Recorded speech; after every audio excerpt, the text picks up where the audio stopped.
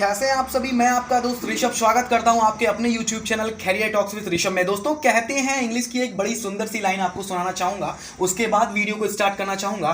कहते हैं कि if you are giving your time to any person then you are giving you a portion of your life. मतलब अगर आप अपने जीवन के कुछ पल, कुछ समय आप किसी को दे रहे हैं तो आप अपने जिंदगी का कुछ पार्ट दे रहे हैं। तो आप इस समय हमारे वीडियो को देख रहे हैं, इसका मतलब आप हमारे अपना क्या कर रहे हैं, अपने लाइफ का कुछ पार्ट दे रहे हैं हमें। तो मैं उस लाइफ का जो पार्ट है, आप अपना 5 मिनट 10 मिनट कहीं पे अलग अलग जगहों पे, कहीं पे मोबाइल पे म्यूजिक देखते हैं, वीडियो देखते हैं, अलग अलग जगहों पे कई तरीके से वेस्ट करते हैं टाइम को।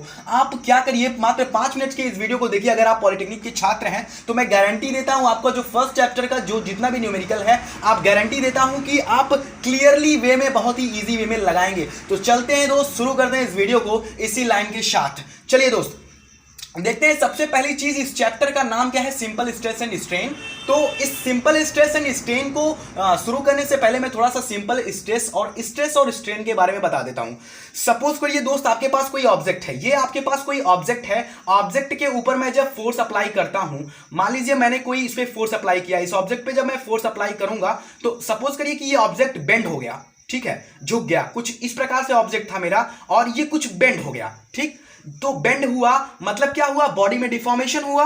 मैंने कोई फोर्स लगाया, बॉडी में डिफॉर्मेशन हुआ। इसका मतलब जब कोई फोर्स, यही देखिए आपका स्ट्रेस है, सॉरी स्ट्रेन है।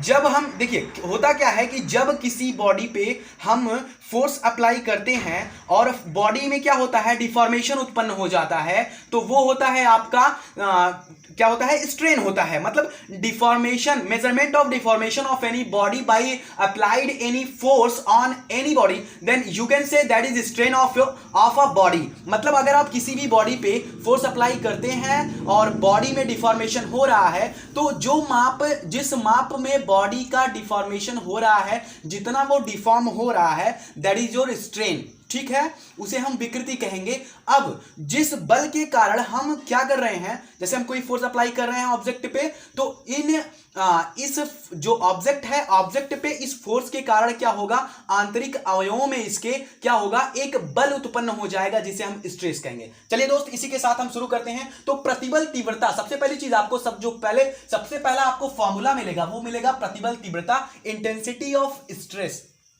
मैंने आपको बताया कि स्ट्रेस क्या होता है कि किसी भी पदार्थ पर जब हम बाह्य बल आरोपित करते हैं, किसी भी पदार्थ पर जब हम बाह्य बल आरोपित करते हैं तो उनके अवयवों के मध्य एक आंतरिक विरोधी बल उत्पन्न हो जाता है, जिसे हम बोलते हैं प्रतिबल तीव्रता या इंटेंसिटी ऑफ स्ट्रेस। इसे देखिए टाउ या पी से डिनोट करते हैं। इसका फॉर्मूला होता है F/A। तो वो मैंने प्रतिबल बताया था, ये इंटेंसिटी ऑफ स्ट्रेस है, प्रतिबल तीव्रता। तो जब इसको डिफाइन करना होगा तो आप कहेंगे कि एकांक क्षेत्रफल पर लगने वाला बल जो होता है वो क्या होता है, स्ट्रेस, ठीक है, इंटेंसिटी ऑफ स्ट्रेस होगा। तो सबसे जो मोस्ट इंपॉर्टेंट फार्मूला है, जो सबसे ज्यादा यूज होने वाला है आपके इस पूरे चैप्टर में, first chapter simple stress and strain में, सिंपल स्ट्रेस एंड स्ट्रेन में वो क्या होता है, एक सेकंड मैं लिख देता हूं।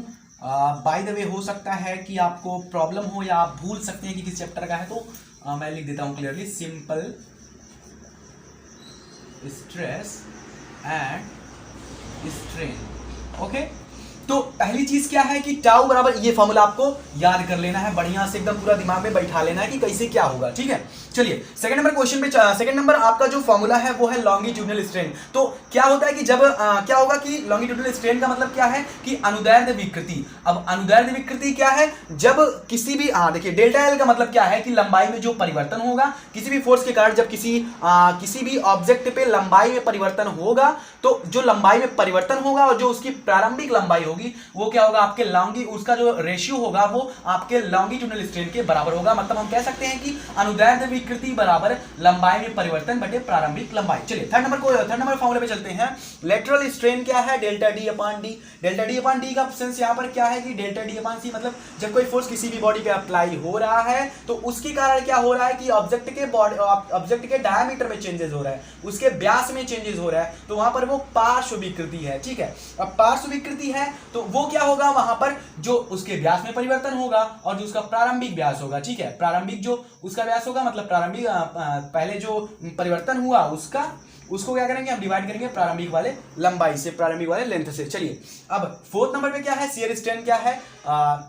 तो शियर स्ट्रेन क्या होता है कि देखिए, इसके लिए आपको क्या करना होगा, इसका डेरिवेशन है, इसके लिए फार्मूला मैंने जो लिखा है E = 5 = AD इसके लिए फार्मूला ये होता है कि कोई ऑब्जेक्ट है, सपोज करो ये कुछ ऐसा ऑब्जेक्ट है, तो इस पे जब मैं फोर्स अप्लाई करता हूं, कर्तन बल जब मैं इस पे लगाऊंगा तो ये क्या होगी, बॉडी कुछ बेंड हो जाएगी। ठीक है, बॉडी जब बेंड होगी तो इसके बीच कुछ कोण बनेगा। तो यहां अगर मैं इसको A और इसको BCD सपोज कर लूं, तो यहां से क्या होगा, मेरा A'/AD मिलता है, यहीं से मिलता है हमारा A'/AD। ये D यहां रहता है, तो यहां से आपका मिल जाता है। कैसे मिलता है, देखिए क्या होता है, चूंकि लंब बटे आधार होता है। ठीक है, फॉर्मूला क्या होता है, लंब बटे आधार। ये आपका A है, ये आपका A' है। ये क्लियरली नहीं होगा, आपको वीडियो में नहीं देख पा रहे होंगे, तो आपको एक बार इरेज करके। तो दोस्त, मैंने आपको बताया कि क्या होता है शियर स्ट्रेन में, जब कोई एक आपके पास ऑब्जेक्ट होता है, सपोज ये आपके पास कोई ऑब्जेक्ट है, ये आपका शियर फोर्स किसी अप्लाई हो रहा है, इस पे बॉडी कुछ बेंड होगी ना। तो दोस्त, जब बॉडी हमारी बेंड होगी, ये सपोज करिए कि फिक्स है यहाँ से, तो इस पर मैंने शियर फोर्स अप्लाई किया, बॉडी बेंड हुई, इसको मैंने A सपोज किया, तो इसको A', इसको D सपोज कर लो। ठीक है, इसको B कर लो, इसको C कर लो। ठीक है, इसको E कर सकते हैं आप। तो यहाँ पर देखिए, जब पहले इतना तो होता नहीं है, ठीक है, इतना नहीं होता है, इतना नहीं झुकेगा, बॉडी बहुत कम झुकता है, हमें पता नहीं चलता है, जिसको हम शून्य मानते हैं। लेकिन यहाँ पर देखो क्या हुआ, मैं आपको दिखाने के लिए थोड़ा सा बड़ा बनाया हूँ। तो मान लीजिए बॉडी हमारी थीटा पे बेंड हुई, कुछ बेंड हुई, तो वहाँ पर कुछ तो कोण बनेगा। अब जब बेंड हुई बॉडी, तो यहाँ पर आप क्या होगा, यहाँ पर हमें पता है कि यहाँ देखिए, जो जहाँ पर कोण बनता है, इसके सामने वाली भुजा हमेशा लंब होती है। ठीक है, ये लंब हुआ तो बचा क्या, ये आधार हुआ, चूंकि एक ट्रायंगल बना है ना, A' और D का एक ट्रायंगल बना है। तो ट्रायंगल बना है, वो भी कौन सा, राइट एंगल ट्रायंगल बना है, समकोण त्रिभुज बना है। तो यहां से देखिए A' लंब हुआ, ये आधार हुआ, तो हमें tan थीटा का फॉर्मूला लगाना है। यहाँ पर tan थीटा बराबर क्या होता है, लंब और आधार, लंब बटे आधार, यानी कि परपेंडिकुलर अपान बेस। ठीक है, अब ये देखिए A'/AD हो गया, यहीं से ये फॉर्मूला निकला आपका A'/AD, that is your shear strain. ठीक है, पूरी जानकारी चाहिए तो उसके लिए आप कमेंट करें, मैं इसकी पूरी वीडियो बनाऊंगा आपको। लेकिन इतना अगर आपको जल्दी पढ़ना है, चूंकि आपका मार्च में एग्जामिनेशन होने वाला है, तो उसके लिए आप जितना शॉर्ट पढ़ें उतना आपके लिए अच्छा है, क्योंकि ये क्वेश्चन आ भी सकता है एग्जाम में। अगर आप कमेंट करेंगे तो हम इसके लिए पूरी डिस्क्रिप्शन में पूरी वीडियो हम बनाएंगे। चलिए दोस्तों, आगे चलते हैं। तो वॉल्यूमेट्रिक स्ट्रेन क्या होता है, आप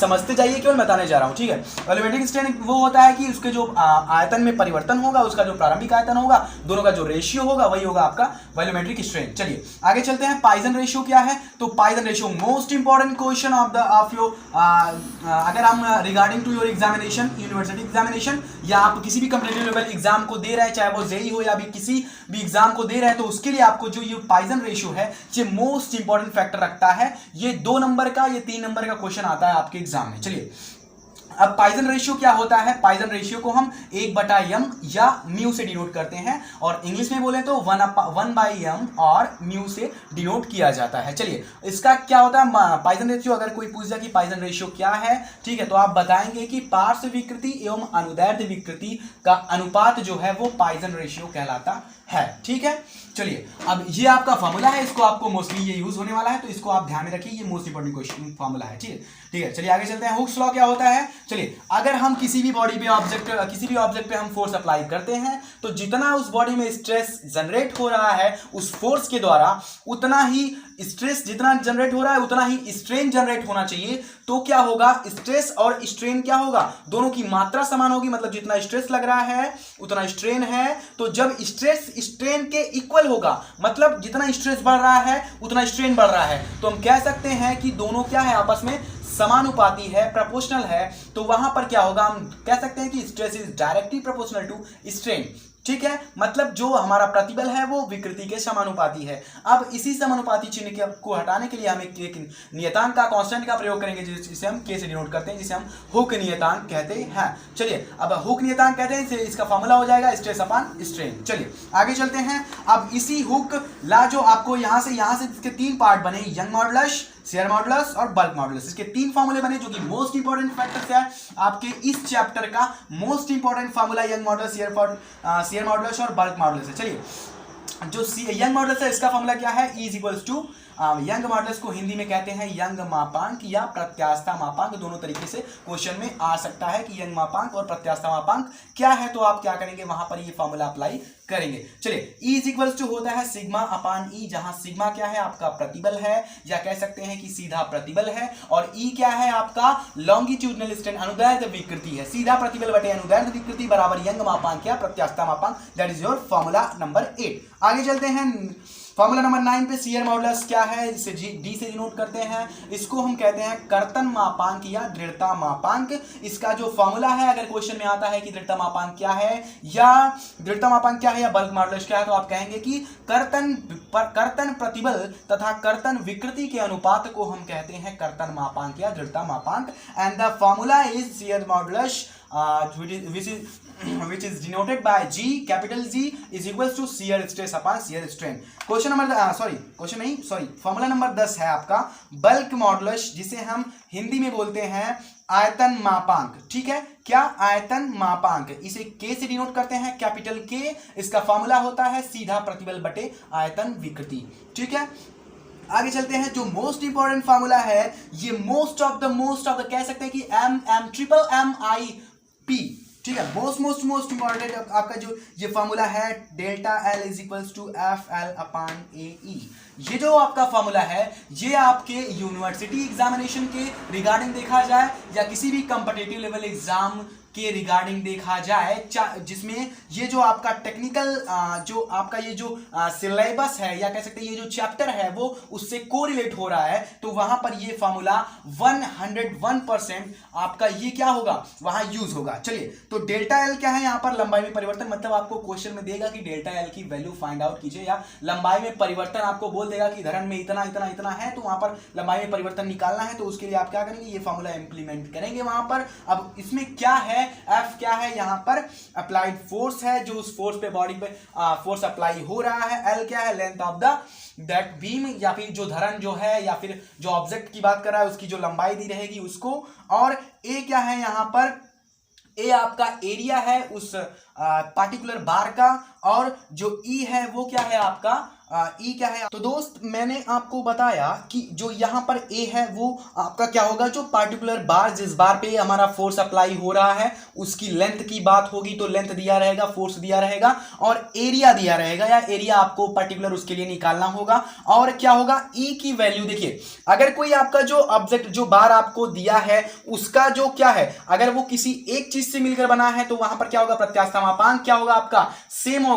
और अलग अलग चीजों से मिलकर बना है, ठीक है, समांग है, तो वहां पर वैल्यू जो है ई की वो क्या होगी, सेम रहने वाली है। जो मोस्टली जो इसका जो वैल्यू है वो यूज होता है 2 × 10⁵ न्यूटन पर mm। ठीक है, चलिए, न्यूटन पर mm स्क्वायर, तो ये यूज होता है। अब क्या होता है, इसके अलावा ये आपका मोस्ट इंपोर्टेंट फॉर्मूला है, इसको आप ध्यान में रखिएगा, इसको भूलिएगा मत कभी, क्वेश्चन में बहुत ज्यादा पूछने वाला है, और बहुत ज्यादा आपका हम बता दे रहे हैं कि 100% गारंटी ये आपकी यूनिवर्सिटी एग्जामिनेशन में आने वाला है। चलिए आगे चलते हैं। 12वां नंबर आपका जो फॉर्मूला है वो है deformation in length due to difference of temperature. इस पूरे चैप्टर में आपको 3 टाइप से क्वेश्चन मिलने वाले हैं।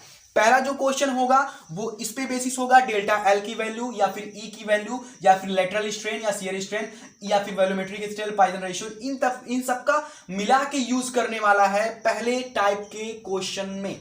सेकेंड टाइप का जो आपका क्वेश्चन बनने वाला है उसमें क्या होगा, आपका कोई छड़ दे देगा, ठीक है, या सिलेंडर दे देगा, उसमें पिस्टन मूव करेगा, तो उसमें क्या होगा, आपको एरिया डेल्टा एल की वैल्यू फाइंड आउट करनी होगी। कोई जो छड़ होगा वो किसी बोल्ट से कसा गया होगा, तो वहां पर जो छड़ है पार्टिकुलर छड़ के लिए उसके लेंथ में कितना डिफरेंस आ रहा है, वो उस टाइप का क्वेश्चन पूछता है। और थर्ड टाइप का जो क्वेश्चन आपका, दोस्तों मैं आपको लास्ट वाला फॉर्मूला बता दूं। लास्ट वाला जो फॉर्मूला है वो है deformation in length due to the difference of temperature. मतलब कोई जो बॉडी है, कोई बार है जिसको क्या दिया जा रहा है, टेम्परेचर दिया जा रहा है, उसके कारण क्या हो रहा है, उसके लेंथ में जो परिवर्तन हो रहा है उसके लिए हम कैसे क्या करेंगे, क्या फॉर्मूला इंप्लीमेंट करेंगे।